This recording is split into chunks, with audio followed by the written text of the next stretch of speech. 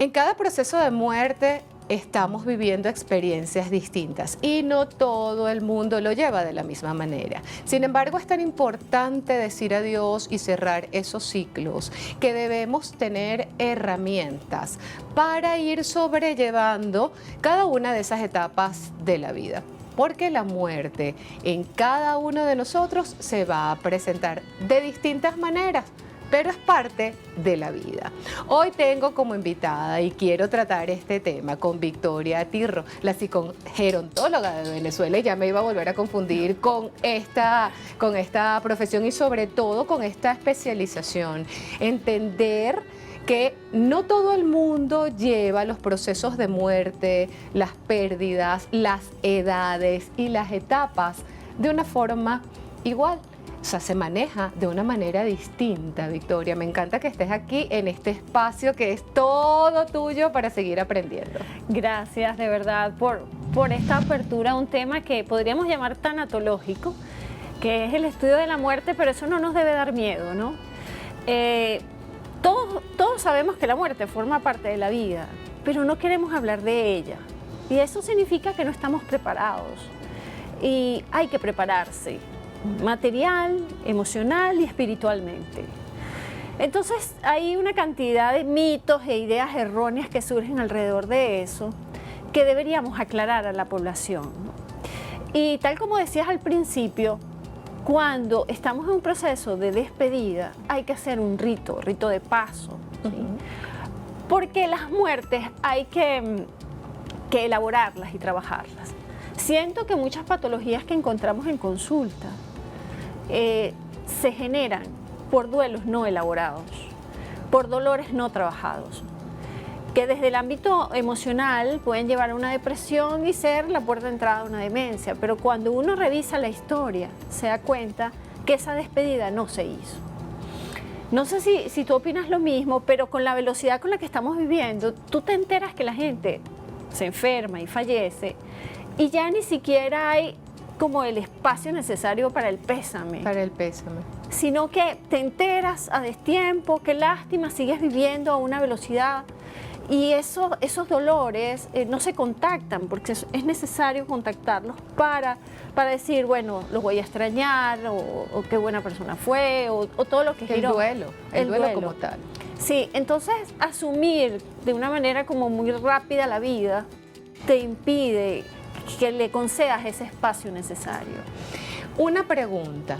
Los procesos de muerte en los que debemos verla como algo, entre comillas, natural en nuestra vida, ¿tienen una edad para enseñarse a hablar de la muerte? Porque decía, todos sabemos que llega, pero no hablamos de eso. ¿Se le puede hablar a un niño, a un adulto, a una persona mayor? Se murió tu hijo y tú tienes 90 años y nadie quiere enterrar al hijo, pero pasa. Se puede hablar a cualquier edad y de una manera muy normal y dejar que cada quien a su tiempo y a su espacio lleve su duelo. Por supuesto, lo ideal sería trabajar estos temas desde que son pequeños, los niños. Muchas de las cosas que estamos como enfatizando es que no hay que usar palabras que desvíen la información. Cuando alguien se muere, ¿qué es lo que normalmente dicen? Se fue de viaje, pasó a otra dimensión, eso depende de las creencias. Pero evitan la palabra muerte y fallecimiento. Y la palabra tiene que estar. Cuando estás en un contexto clínico, que la persona tiene a un familiar que está en una situación ya de punto de no retorno y delicada, el profesional tiene que trabajar la idea de muerte, no hay otra palabra, fallecimiento y muerte, para que el familiar tenga como cierta certeza de lo que ocurrió. Es duro, es un tema muy complicado, pero es lo que ayuda a la sanación, que es lo que queremos, ¿no? Lo que ayuda a asumirlo. Y a asumirlo, sí. Entonces, los rituales de despedida son comunidades de significado que te permiten a ti elaborar aquel dolor que no sabes qué hacer con él. Entonces, el ritual también tiene un tema cultural, ¿sí? Y conoces cómo la conexión que hay de otras personas contigo en ese momento. Y lo más importante es que hay la sensación de continuidad de la vida. Después de ese ritual, Importante. sabes que te tienes que insertar en la vida. Y con esto, con la palabra ritual, no tiene que ver con los rituales mágicos que hacemos aquí. Es otro tipo de ritual, entendiendo con la palabra ritual algo que se hace frecuentemente hasta que se logre algún resultado. Este tipo de rituales para despedirse se hacen solos, se hacen en familia. ¿De qué se tratan? Fíjate, la primera persona que trabajó estos ritos de paso, Van Gennep, él decía que estas unidades de significado son para los momentos más importantes, ¿sí?, de nuestra existencia. El nacimiento. Pero muchos recordarán que cuando se pasaba la adolescencia había un rito de paso también que era alargarse los pantalones. Antes los varoncitos, ¿verdad?, hasta que eran adolescentes pasaban a su pantalón largo. Eso es un rito de paso. Está el matrimonio y por supuesto está el hecho de cuando las personas fallecen. Recuerda que muchas veces los cuerpos eran velados en las casas. Sí. Y los niños veían eso. Y todos, y se preparaba el cuerpo en la misma casa como una forma además de expresar amor. De honra. Últimamente estaba revisando unos contenidos bien importantes que cuando a los padres se les mueren los hijos pequeños, ellos tienen el derecho a vestir el cuerpo de sus hijos antes de ser enterrados o cremados. Entonces esas participaciones son importantes, porque de alguna manera tú estás involucrada y formas parte de esa despedida, ¿no? Hay que dejar que la persona pueda despedirse de ese familiar, de ese amigo o de ese ser querido que ha fallecido. Sí. Es importante darle el espacio a alguien que dice, ya va, yo necesito estar solo en este momento y aunque no tenga el cuerpo adelante, pero necesito mi tiempo para despedirlo, mi tiempo para llorarlo, mi tiempo para a lo mejor encerrarme en mi habitación y mentalmente conectar con, según tu creencia, con lo que sea y decirle adiós. Eso es muy importante. El que no lo hace tiene altas probabilidades de enfermar, física o mentalmente. Recuerda que el cuerpo busca expresarse en cualquiera de las dos vías cuando no trabajas esos dolores tan profundos. Cada quien tiene sus modos, ¿ok? Pero sí es importante ese espacio de llanto, de contacto con el dolor y el sufrimiento para que pueda resurgir. Y esto no tiene nada que ver con masoquismo ni con quedarnos pegados en elementos negativos de la vida. Es tránsito, ¿verdad? Es una transición para después vivir otras cosas. Y eso te hace ser mucho más empático con aquel que va a tener un dolor similar, por ejemplo. ¿Cómo se hace un rito de paso? ¿O cómo se conecta con eso cuando debemos despedirnos pero no estamos frente a nuestra familia? La gente que emigró, alguien que se enteró que un familiar o un amigo falleció y no puedo hacer nada, no puedo llegar, no puedo ir. ¿Qué se hace? ¿Qué se le aconseja? ¿Cuál es la contención que se le puede dar? O lo que pueda realizar esa misma persona en su, entre comillas, soledad. Sí, es algo bastante complicado que nos toca vivir, ¿no? Uno de aquellos que le informan que su familiar está muy enfermo y tiene que tomar un vuelo pensando si va a llegar a ese momento. En esa transición falleció, claro. Ajá. El otro está de cuando le dicen que ya falleció y también en esas horas, ¿verdad?, en avión, elaborar una historia de cuando lo encuentres ya no está. Son distintos espacios, distintos ámbitos, ¿verdad?, que hay que saber analizar. Lo importante es que el ritual te ayude a la representación de ese afecto y de lo que fue esa persona para ti. Lo peor que uno puede hacer, yo lo insisto cada vez que estoy en estos espacios, es actuar como si nada estuviera pasando. Es ley de vida, esto es normal, eso le pasa a todo el mundo, todos nos tenemos que morir. Eso es cliché. Cuando se hace contacto con emociones tan fuertes como esta, esto se tiene que digerir de alguna manera. Se tiene que digerir. Y el ritual es la herramienta.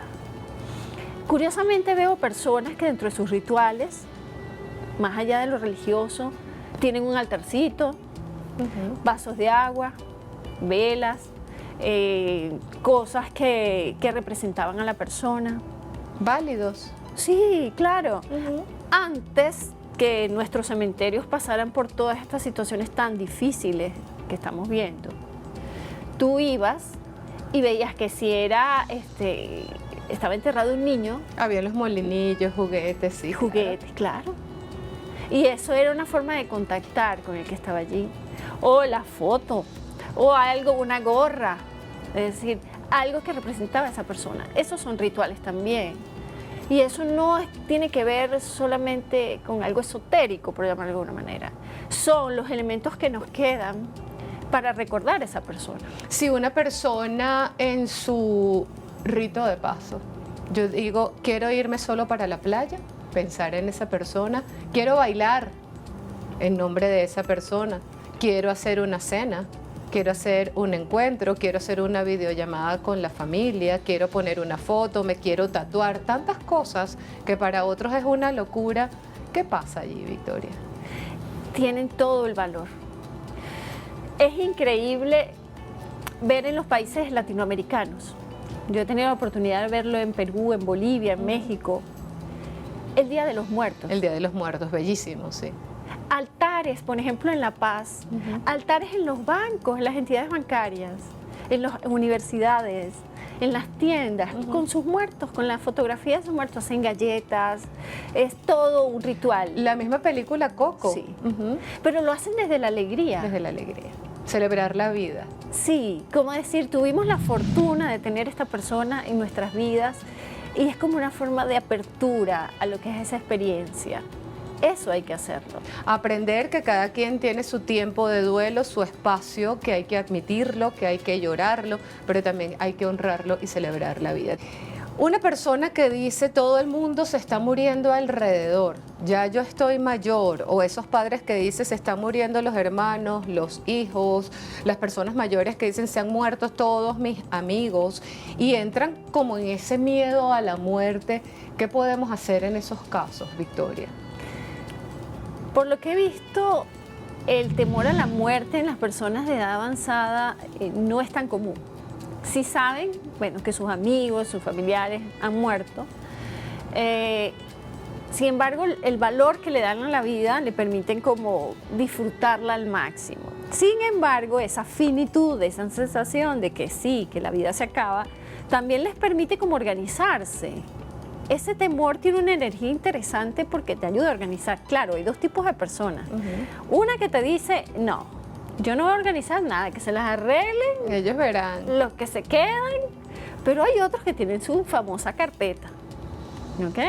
Con todo. Yo tengo unos así en mi casa, con una carpetica arreglada, una carpetica marrón arreglada. Hasta el condominio del cementerio pagado. Sí. Entonces, ese tipo de cosas son muy útiles. Y las personas mayores que nos están escuchando, es importante que nos están viendo, arregle su carpetica. ¿Por qué? Porque si usted no quiere fracturas familiares después, la mejor manera es que usted, desde su voluntad anticipada, diga qué quiere y cómo lo quiere. Porque si no, eso queda abierto allí. Además de esa voluntad de expresar cómo quiere ser tratado en situaciones extremas. Pero hay que organizarse. Entonces, sí, es muy doloroso para las personas mayores, porque siempre decimos que normalmente las personas mayores las llevan a 3 sitios, a la clínica, a la iglesia y a los funerales. Entonces, bueno, si dentro de esa experiencia, ¿qué se puede obtener de aprendizaje? Bueno, fortalecer los vínculos afectivos que hay, pero mucho más es dejar en claro la voluntad. Claro. Ahora, no sabemos cada uno cuánto va a vivir. Cuando corresponda. Cuando corresponda. Cuando corresponda. En el caso de las muertes trágicas, Sí. muertes inesperadas, todas las muertes son dolorosas. Cada quien llora a su ser querido de alguna manera o con algún recuerdo. Pero hay muertes que creo que son advertidas, como tú decías, alguien que está delicado de salud. En el caso de las muertes trágicas, estaba bien, hubo un suceso, en cuestión de 5 minutos te cambió la vida. Igual es recomendable hacer estos ritos de paso para poderse despedir, así no tengas el cuerpo, así no sepas lo que pasó. ¿Se hace igual ese proceso? Hay que hacerlo. Las muertes imprevistas y su elaboración es mucho más complicada, Meredith. Sí, muy complicado. Pero tú le preguntas a la gente, ¿cómo quieres morir? Siempre te lo dicen de esta misma manera, durmiendo. ¿Ok? que no Sí, me entere. Que no me entere. Ajá, es como, a ver, una elaboración bastante narcisista, ¿sí? ¿Cómo quedan los demás? Ujú. Los que quedan, a propósito de una muerte imprevista, quedan deshechos. Sí. A diferencia de que tiene un proceso natural de enfermedad, agonía y muerte, porque ese es el espacio necesario. Ese creo que es una advertencia. Sí, para poder ir elaborando, renunciando y organizándose. ¿Por qué? Porque los ritos de paso te implican de alguna manera la posibilidad de asumir la situación, ¿sí? De entender que vas a formar parte ahora de otro modus vivendi, es decir, ya no vas a tener esa persona. Entonces, eso implica una elaboración. ¿Cómo voy a vivir yo ahora? Porque la meta es esa. ¿Cómo yo voy a vivir sin esta persona? Sin esta persona. Pero seguir viviendo. Hay duelos como que quedan encapsulados y tú ves que las personas siguen llevando su vida normal, pero lo que dicen, cómo actúan, algo cotidiano. Personas que mueren, que se le muere un familiar y dejan de celebrar cumpleaños. Dejan de celebrar cumpleaños, 31 de diciembre, sí. Sí. O se dejan de vestir de colores. Sí. Claro. Entonces, está bien, sí, tiene que ver con la persona que murió, pero igualmente, sí, eso tiene que con el tiempo irse suavizando. Pero hay personas que quedan viviendo así. Ya aquí no se celebra Navidad, aquí ya no hay Año Nuevo. Eso no es normal, eso no es un duelo sano. Ahí es justamente donde hay que buscar herramientas para cerrar esos ciclos, ¿verdad? Sí, claro, y esa elaboración, la elaboración en familia, las fotografías, la música, los olores, todo lo que es sonidos en general asociados a esa persona, ese ritual te ayuda a decir, bueno, ya no está. Ya no está. Que hacer los cuartos, muchas veces hago yo esos llamados, hay que ambientar, recogerlos sí, poco a poco. Sí, hay que ambientar de otra manera los cuartos donde estuvo esa persona y eso no significa olvido. Para nada.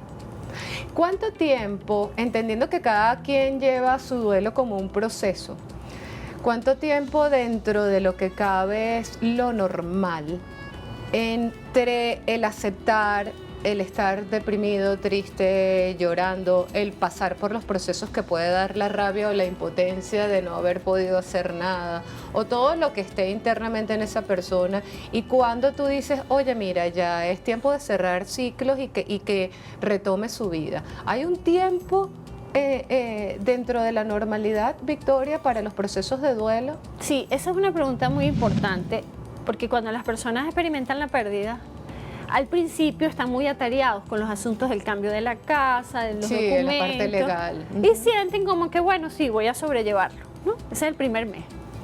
Pero en el segundo y el tercer mes, cuando se nota más el vacío, ahí el dolor es más profundo. Y vas a llorar más y te vas a sentir peor. O sea, lo que yo les digo a las personas, no se extrañen si el dolor se acentúa con el tiempo y no disminuye. Todo eso tiene que pasar por lo menos un año. Un año. Un año. 6 meses es un tiempo muy corto. En una oportunidad los manuales diagnósticos y estadísticos de enfermedades mentales decían 6 meses y eso ya no es así, porque es muy poco tiempo. Al año que evaluamos que ya esa persona se haya insertado en su ambiente laboral y familiar, cierto equilibrio afectivo, ¿verdad? Cambios importantes a nivel de entorno. Eso tiene que darse. Si al año usted consigue todavía una persona que tiene un cuarto como si la persona estuviera por llegar, se está colocando las prendas de esa ropa que ya no, de esa persona que ya no está. Ojo con eso.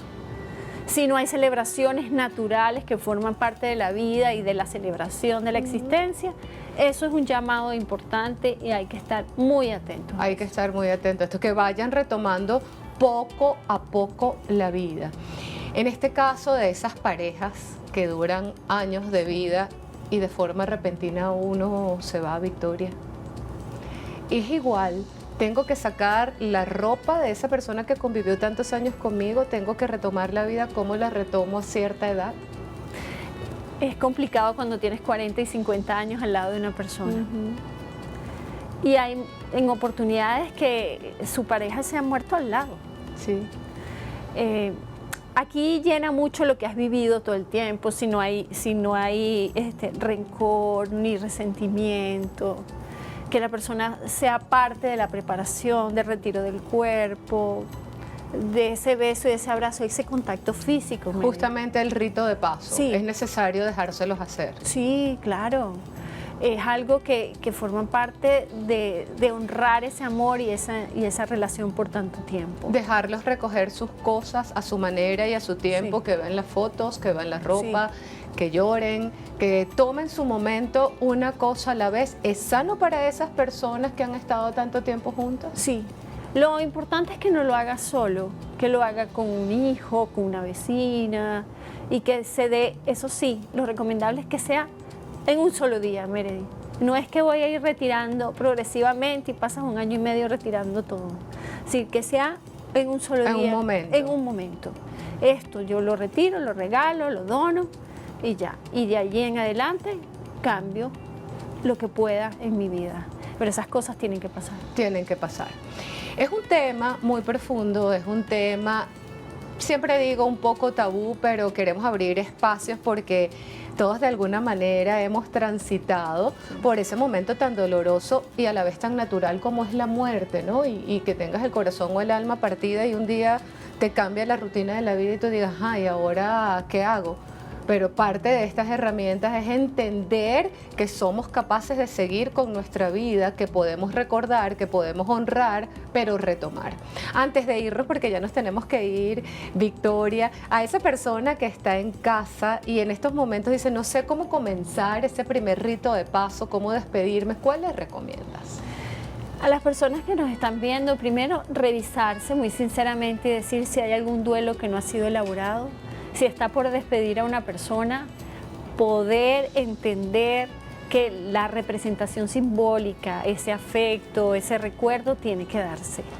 No es pasar la página, no pase la página. Usted deténgase en elaborar el regalo de la vida que fue conocer a esa persona, pero también el regalo de despedirla.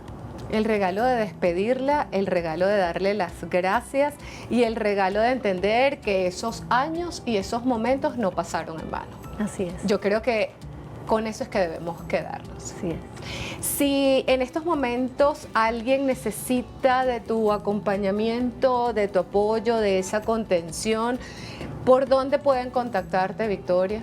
Sí, es importante ir abriendo los espacios también a nivel universitario, de investigaciones, profesionales de la salud, por @VictoriaTirro pueden encontrar parte de esta línea de pensamiento que he vinculado con mi tema del envejecimiento y la vejez, pero es sensibilizar a la población desde las bases más profundas del buen manejo tanatológico y de lo que significa la comprensión de la vida y de la muerte.